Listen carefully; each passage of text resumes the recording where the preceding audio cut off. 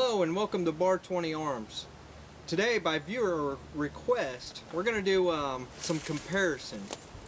We have here, of course, our 300 Blackout, AR upper, and then we have an SKS, 7.62 by 39. So, we picked up some just everyday planking 7.62 by 39 ammo. Bring it around there. Now this is typical ammo you would find at just most gun outlet stores. It's a Brown Bear something or other. It's just a full metal jacket plinking ammo. Very cheap. This is a 300 Blackout that I reloaded. It's with mil-spec pulled bullets. It's kind of a comparison in size. Overall length are really close. Diameter of the bullet is same diameter, 308. Didn't they use 311? 311. That's what I was gonna say. Yeah. So 311 on the 7.62 and 308 on the 300 Blackout. But basically, what we're gonna do, we got our ballistic gel set up down there already, and we're gonna do a comparison. Now I don't know if our ballistic gel is going to capture full metal jacket. So this is going to be a kind of a two-part test because we don't know if it's going to capture a full metal jacket. But we're going to attempt to. I got 3 blocks set up just in case, and we're going to go ahead and get blasting. We'll shoot first the SKS, and then we'll go down and take a look at it. As long as it captured it, we'll come back up here and repeat. Well, I'm sorry. Then we'll shoot the 300 Blackout. Then we'll measure and see how far each one traveled and compare the two. Alright, let's get shooting.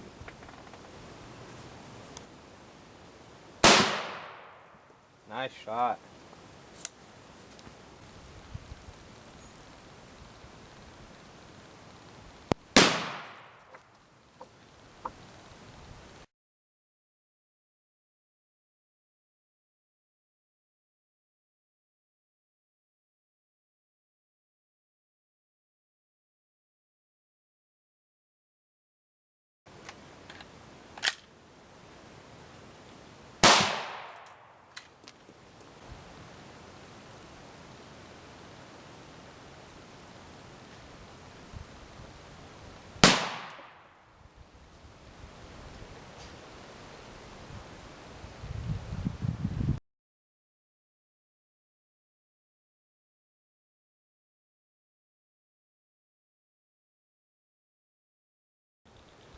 Okay, we shot our ballistic gel.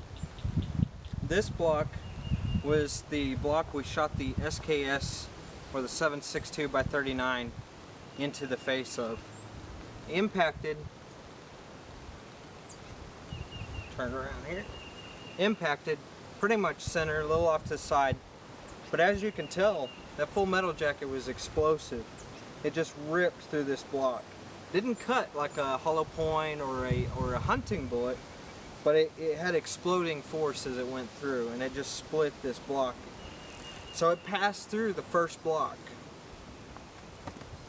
Then it went into the second block, but we don't think it went into the second block because as it passed through the block, it traveled downwards until it reached the back of the block where it basically come out the bottom. Well, at that point, it impacted the second block in the very base of it. So the travel of the bullet stopped 2 inches into that block, but it actually went down, and the closest thing we can come up with is it passed through a portion of that pallet that we had it sitting on, and it went straight down. But there's some sort of cut or mark in the gel, so it might be in this block. So we're going to cut it open and see. Now this block I shot with the 300 Blackout. Pretty much the same thing. Those full metal jackets are just a nasty bullet. Penetrated through the entire block. Hit a little low and to the side. Pretty much the same thing. It ripped through. You can kind of see the gel pattern. This is a clearer block. But it just ripped through causing just an explosive wave outward. It traveled into the second block consistently, and I don't know if you can see, it's gotten pretty dirty sitting here. The bullet stopped at 23 inches of gel. Now, what's interesting, and I think this is typical for Full Metal Jacket, but this bullet actually turned completely around. So I shot through the face here. This block was like this. The bullet continued traveling into the block, and then flipped around until it came to a stop. So let me get my knife and we'll cut this open here. Oh, my knife. Thank you. Alright. I'm just going to cut it right down the middle just in case that SKS round is still in there. I'm not convinced that it is. I think we lost it. I think it passed through the base of the block and then continued downward. We've been searching on the ground and we can't find it, so we don't really know what happened to it, but maybe it's in this block. So I'm looking here.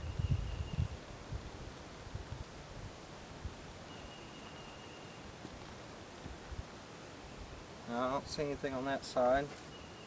So I'll discard this block, this portion. Okay.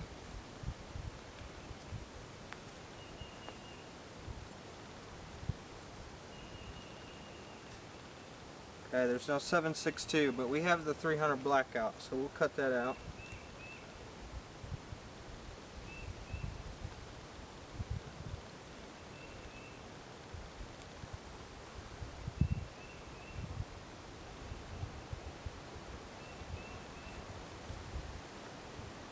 Alright. Now, I just realized something, and my partner, this is just now breaking news. This is the AK round. This is not the 300 blackout round as we first thought. So the 7.62 by 39 traveled 23 inches into ballistic gel. I don't know how we missed it when we first searched, but as you can tell, the bullet is fully intact. In fact, you could probably reload this round. I don't see, I mean, I wouldn't have an interest in doing that, but it's fully intact. It's got riflings on it. They're not scored real deep, but it's fully intact. Now that 7.62 is also a steel core, whereas my 300 blackout, it's not. It's a lead core with a full copper jacket. So I'm at a loss. It looks like we lost our 300 blackout. So let's go ahead and keep cutting just in case.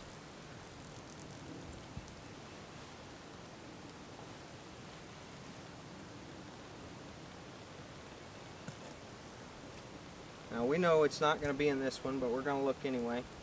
This is the block we shot with the SKS. And as I suspected, it's not in there. This is the block we shot with the 300 blackout. I can see the bullet path all the way through, but just in case it tricked us.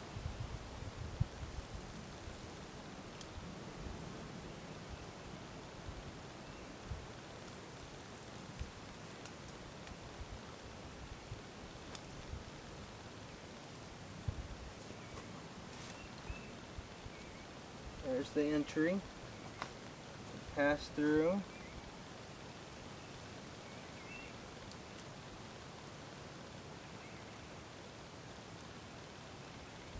Yeah, it passed all the way through. What do you make of that? I don't know. I know there's nothing in this piece. Well, I can't tell you. The 300 blackout didn't travel through 2 blocks. We know that. So it must have turned out and exited the block. And I really won't know until I edit the video and I kind of, do a slow-mo and see at what, where it traveled. I'll be able to kind of tell at that point. But so, learned 2 things today. Our ballistic gel will catch full metal jackets to an extent, as long as they don't take the path of least resistance and exit the block out the bottom, top, or sides. And secondly, those full metal jackets are a wild round. They're hard to capture for that reason. They're not necessarily gonna go straight through. They're gonna go wherever it's, you know, less energy. So in today's test, it went possibly out the bottom, possibly out the top. Well, I think it was out the bottom, just because the second block had that nick. But that was the 7.62, and it obviously traveled back up and then came through the block. So this, I think, warrants some further testing. Somebody's shooting over there. We got them riled up. So what do you think? Do some more testing on this? We'll have to do a second video and try to get a good capture and see what's going on with that. But the 300 blackout, I suspect, is lower velocity, and it just, I don't know. That's strange. Very strange. I expected it to be the opposite, to be honest. But well, let's end it here, and we'll do another video here shortly. We'll come up with maybe some better parameters for testing. But thanks for watching. Come back and see you soon, Bar 21.